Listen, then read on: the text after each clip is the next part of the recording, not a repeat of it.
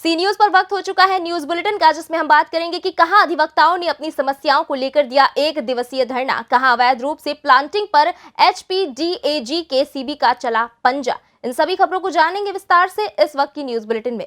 गुराना हिलवाड़ी में संपर्क मार्ग पर भैंसा बुग्गी दौड़ के नाम पर कानून व्यवस्था की खूब धज्जियां उड़ाई गई। जिस तरह लगभग 4 घंटे ये मार्ग हुड़दंगियों के हवाले रहा, उसे देखकर ऐसा लग रहा था कि मानो कानून व्यवस्था का ही चीरहरण हो रहा हो। अनुमति के बिना भैंस बुग्गी दौड़ का आयोजन किया, जिसमें शाम से लेकर देर रात तक अंधेरी सड़क पर रफ्तार के साथ भैंसा बुग्गी दौड़ाए गए। विजेता भैंसे के स्वागत में डीजे पर जुलूस भी निकाला, जिसमें दौड़ में शामिल पशुपालकों और दूसरे ने जैसा चाहा वैसा ही डांस किया।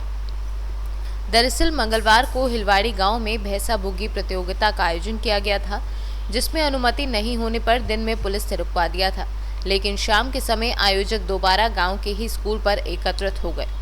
सूचना के बाद प्रतियोगिता में भाग लेने के लगभग 20 भैंसा बुग्गियों को दौड़ स्थल पर लाया गया। गुराना हिलवाड़ी संपर्क मार्ग पर होने वाली दौड़ का मजा लेने के लिए सड़क के दोनों किनारों पर लोग खड़े हो गए। प्रत्यक्षदर्शियों ने बताया कि शाम 7 बजे दौड़ शुरू हो गई। इस दौरान सड़क पर दूसरे वाहन भी दौड़ते रहे। ये दौड़ रात लगभग 10 बजे तक हुई। बागपत से सीनू संवाददाता इरशाद की रिपोर्ट। फतेहपुर बाराबंकी में आज तहसीलदार कार्यालय के सामने अधिवक्ताओं ने धरना प्रदर्शन के साथ नारेबाजी की। विदित हो, पहले से प्रस्तावित धरना प्रदर्शन को अधिवक्ताओं द्वारा तहसीलदार फतेहपुर राहुल सिंह के कार्यालय के सामने नारेबाजी करते हुए दोपहर 12 बजे 3 बजे तक चला, जिसका नेतृत्व द बार एसोसिएशन अध्यक्ष प्रदीप कुमार निगम व महामंत्री विष्णु कुमार मौर्य ने किया। धरने पर वरिष्ठ और कनिष्ठ अधिवक्ताओं ने अपनी समस्याओं को रखा। मुख्य कारण लेखपाल रिपोर्ट व एक समय से आदेश न होना, इसके अलावा मुख्य कारण तहसील में कई न्यायालयों में खाली होना, जिससे जनता और अधिवक्ता दोनों त्रस्त हैं। नारेबाजी के बीच तहसीलदार फतेहपुर राहुल सिंह अधिवक्ताओं से वार्ता के लिए पहुंचे। उन्होंने आश्वासन दिया कि जल्द ही अधिवक्ताओं की समस्याओं का निस्तारण कर दिया जाएगा। बाराबंकी से सीनू संवाददाता नफीस अहमद।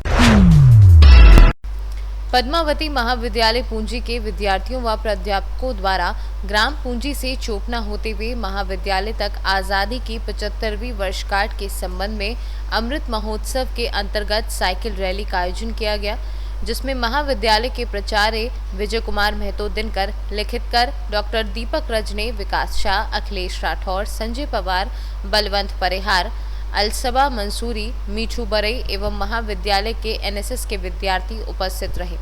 इसके पश्चात महाविद्यालय परिसर में आकर रैली का समापन किया गया। इस अवसर पर महाविद्यालय के प्राचार्य विजय महतो द्वारा महात्मा गांधी की जीवनी एवं आज़ादी महोत्सव के संबंध में अपने विचार प्रकट किए गए एवं डॉक्टर दीपक रजने द्वारा साइकिल रैली और भारतीय स्वतंत्रता के संबंध में शहीद महापुरुषों के योगदान को बच्चों के बीच साझा किया गया।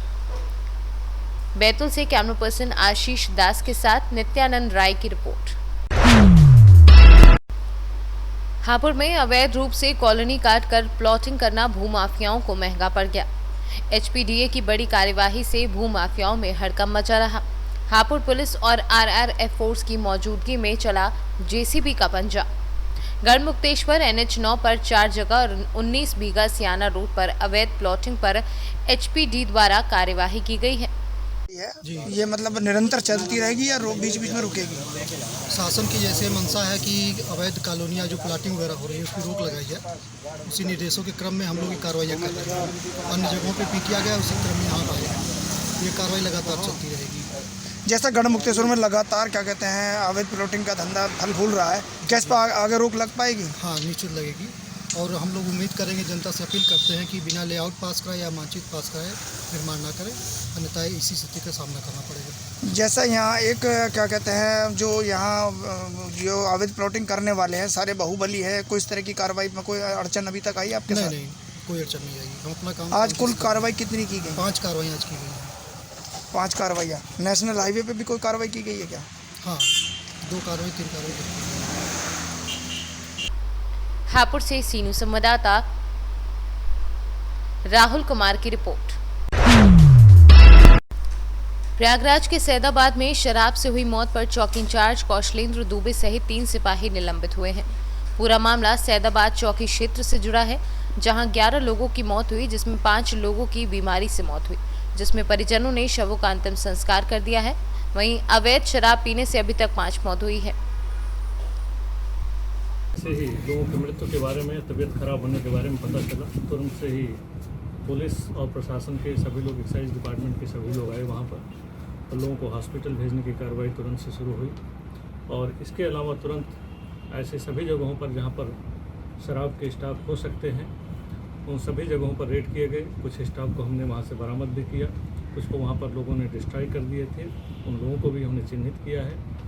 इसके अलावा तुरंत ही हमने केस रजिस्टर किया है, क्राइम नंबर 113/21, सेक्शन 328, 272 IPC और 60 और 63 यूपी उत्पाद शुल्क और एक्साइज एक्ट के अंतर्गत, जिसमें टोटल 4 + 1 लोग नामजद हुए हैं, जिसमें से एक विनोद भारतीय को हिरासत में लिया गया है।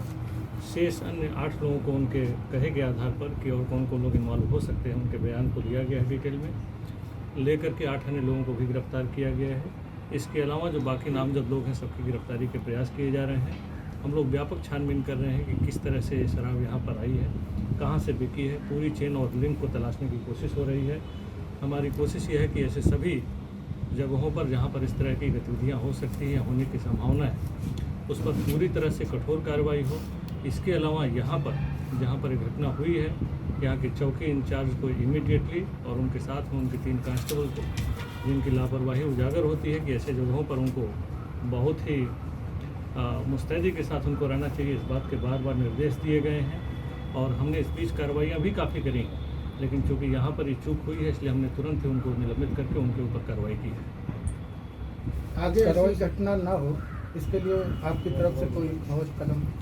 इस तरह की घटनाएं न हो, इसके लिए बहुत ही व्यापक तौर पर फिर से समीक्षा करके कार्रवाई हो रही है। आप जान रहे हैं कि इस बीच में हमने प्रयागराज में बहुत सारी जगहों पर हमने रेड मारे हैं।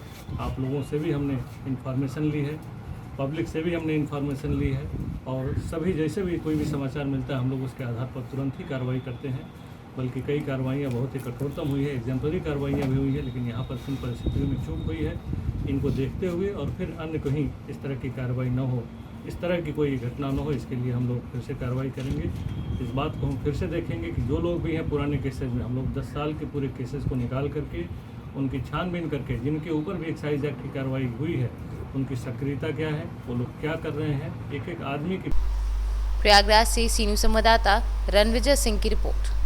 इस न्यूज बुलेटिन में फिलहाल इतना ही। देश दुनिया की बाकी खबरों के लिए देखते रहिए सी न्यूज भारत।